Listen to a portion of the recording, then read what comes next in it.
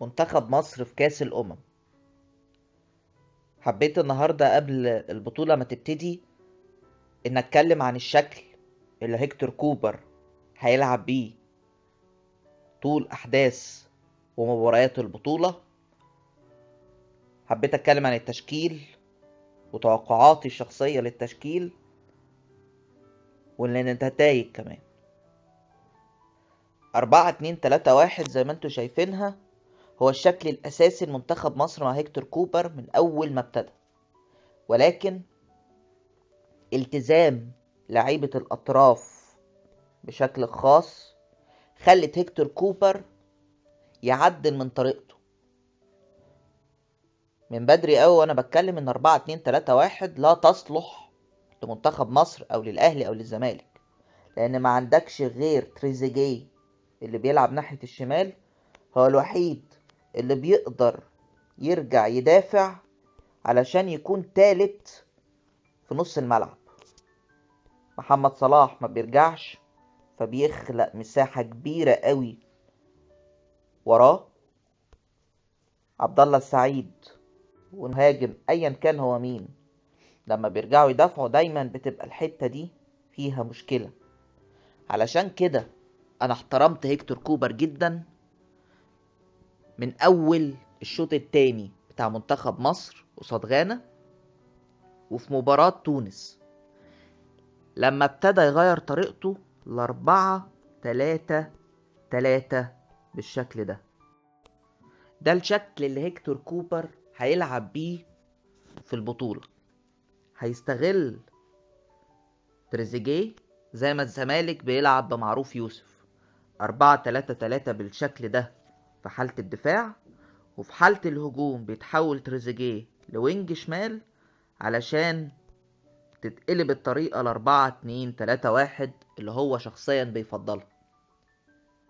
وحل تريزيجيه ده هو الحل الوحيد علشان تتقلب النتيجة لصالح نادي منتخب مصر. في 7 لعيبة ضمنوا أماكنهم في المنتخب، و4 تانيين دول محل تفكير شوية بالنسبة للمتابعين والمحللين وحتى المشجعين للمنتخب. ال7 اللي ضمنوا أماكنهم هم علي جبر وسعد سمير كقلبين دفاع لو ما كانش حجازي جاهز بنسبة 120%. على شمالهم مفيش غير محمد عبد الشافي، وعلى يمينهم ضمن شكل نهائي أحمد فتحي. قدامهم 2 بين في قلب الملعب النني وطارق حامد، وعلى شمالهم تريزيجيه علشان يبقى الطريقة 4-3-3 زي ما انتوا شايفين. يبقى ثلاثي الهجوم وحارس المرمى. حارس المرمى في وجهة نظري هو الشناوي لا غبار، ولكن باللي انا شايفه واللي حاسه ان اكرامي بنسبة 70% هيكون حارس منتخب مصر في كاس الامم. تاني، الشناوي هو الاقدر والاحق انه يكون حارس مرمى منتخب مصر، ولكن اكرامي هو اللي هيبقى حارس مرمى مصر في البطولة دي. يتبقى ثلاثي الهجوم اللي مش هيخرجوا عن 5 ملهمش سادس: محمد صلاح، عبد الله السعيد، رمضان صبحي، كهربا، ومروان محسن.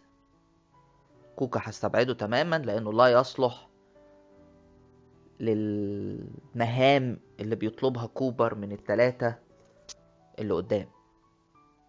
تفكير كوبر بالنسبة لل3 اللي قدام دول هيتغير مع تغير الفريق اللي بنواجهه. محمد صلاح اكيد مفيش بداله لا في مصر ولا ناحية اليمين في قائمة منتخب مصر. اللاعب الوحيد اللي في القائمة اللي يقدر ياخد المساحة دي هجوميا. البودلة بتوعه هم مصطفى فتحي ووليد سليمان، والاتنين مش في المنتخب. علشان كده محمد صلاح ناحية اليمين ملوش بديل، اي حد تاني يبقى مركزين: راس الحربة واللعيب التالت. راس الحربة مش هيخرج عن محمد صلاح وكهربا ومروان محسن. محمد صلاح، كهربا، ومروان محسن. طبعا مروان محسن له الأفضلية والأولوية، بالذات في ماتش مالي. منتخب مصر هيبتدي شريف إكرامي، علي جبر، أحمد حجازي، محمد عبد الشافي، أحمد فتحي، طارق حامد في أكبر غلطة في المنتخب في قلب الدفاع زي ما احنا شايفينه، رقم 6.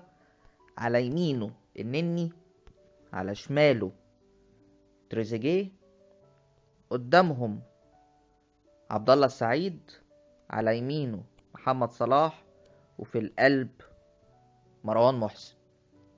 التشكيل ده هو التشكيل الأساسي بتاع منتخب مصر.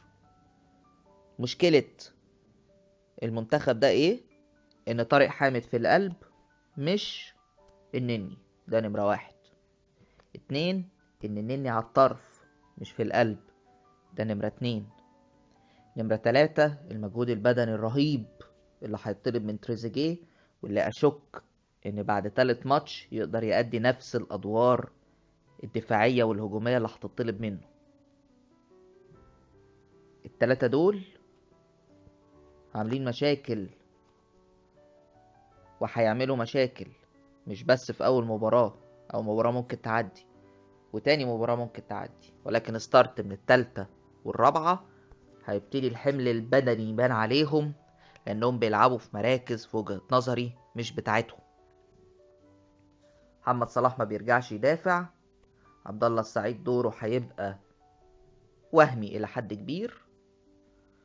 علشان كده في الماتش التالت وفي الماتش الرابع مروان محسن هيتشال وهينزل مكانه كهربا يكون راس الحربة مع محمد صلاح. رمضان صبحي دوره مش هيكون قوي قوي في البطولة دي، ولكن هيبقى كهربا هو العامل الرئيسي في نجاح المنتخب. لو فاق والتزم هنكسب، ولو ما فاقش هيكون في مشكلة. الناس معتقدة غلط ان محمد صلاح هيكون الميزان بتاع منتخب مصر، الترمومتر اللي لو مظبوط وفايق منتخب هيكسب. لا، كهربا هو كلمة السر. كهربا اللي لو كوبر عرف يكسبه نفسيا هيفرق جامد قوي مع المنتخب. كهربا شفناه في منتخب مصر قصاد تونس ما لعبش وينج، لا، لاعب مكان رقم 7 هنا مكان عبد الله السعيد، اللعيب البلاي ميكر اللي بيتحول يكون راس حربة وفي نفس الوقت يقدر يساعد ناحية الشمال. في وجهة نظري ان اول ماتش والتاني هيكونوا اقوياء للمنتخب. ستارت من التالت هيكون في مشاكل كبيرة قوي، والمشكلة ان التالت ده قصاد غانا، وبعد كده الادوار الاقصائية. وبسبب ده انا لا اتوقع وصول المنتخب للدور النهائي باي شكل من الاشكال، واقصى طموحنا هو وصول المنتخب لقبل النهائي. ولكن في وجهة نظري المتواضعة، واتمنى ان انا اطلع غلط، ان منتخب مصر هيطلع بالكتير قوي من دور ال8.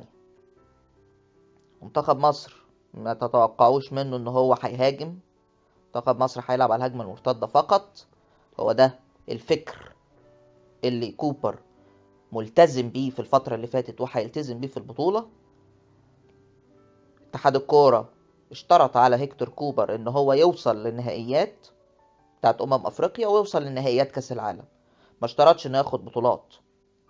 وده اللي هيكتور كوبر بيعمله.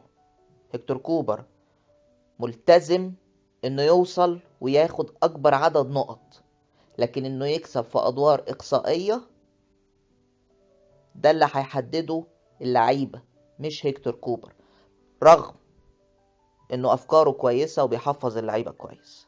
بالتوفيق لمنتخب مصر، سلام.